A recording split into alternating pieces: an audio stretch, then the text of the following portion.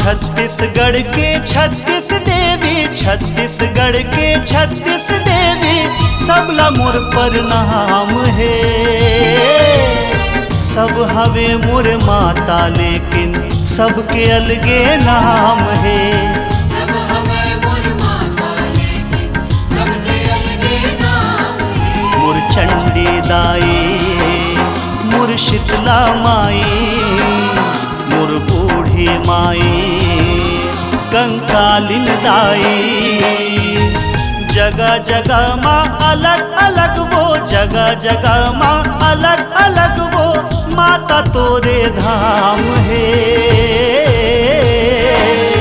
मोर छत्तीसगढ़ के 36 देवी, सबला मोर प्रणाम है। छत्तीसगढ़ के 36 देवी, सबला मोर प्रणाम है।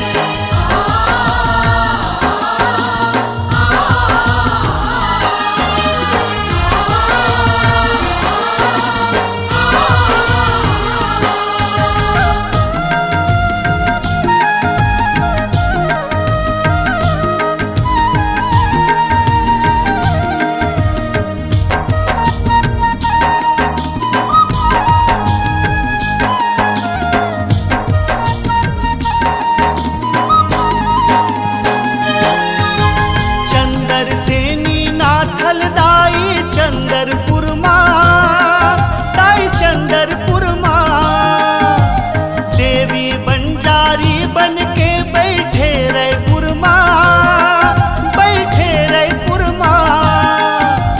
रायगढ़ के बूढ़ी माई हावस रायगढ़ माँ, हावस रायगढ़ माँ।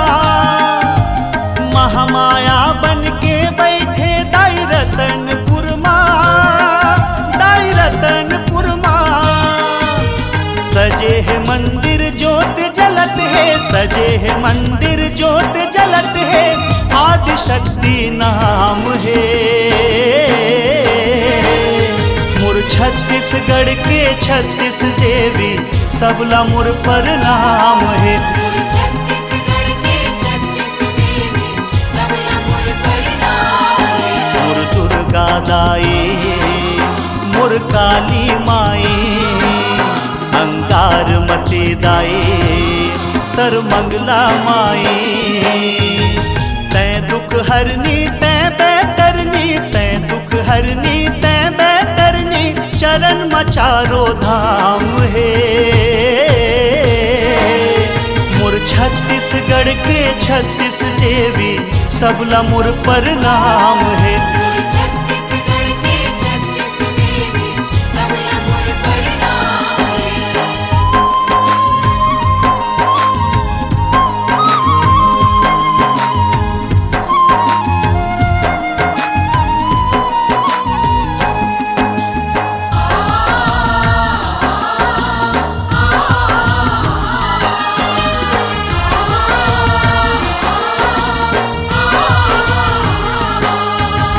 बस्तर माँ बस्तर हिन दाई बन के विराजे, तै बन के विराजे। दंतेवाड़ा माँ दंतेश्वरी दाई विराजे, दाई तैहा विराजे।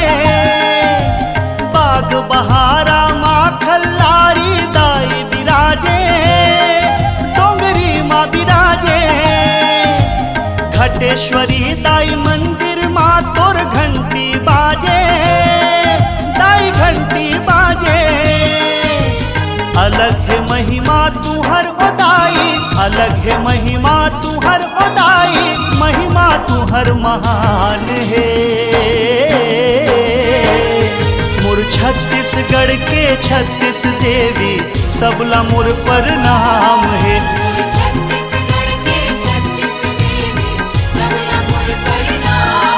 माँ मोर समलाई, माँ मोर बमलाई, माता मोर लक्ष्मी, सरस्वती उदाई।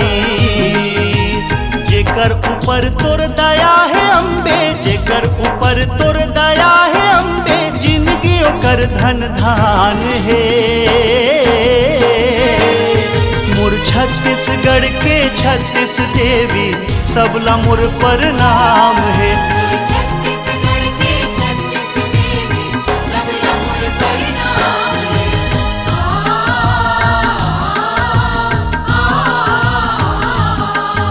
दाइयो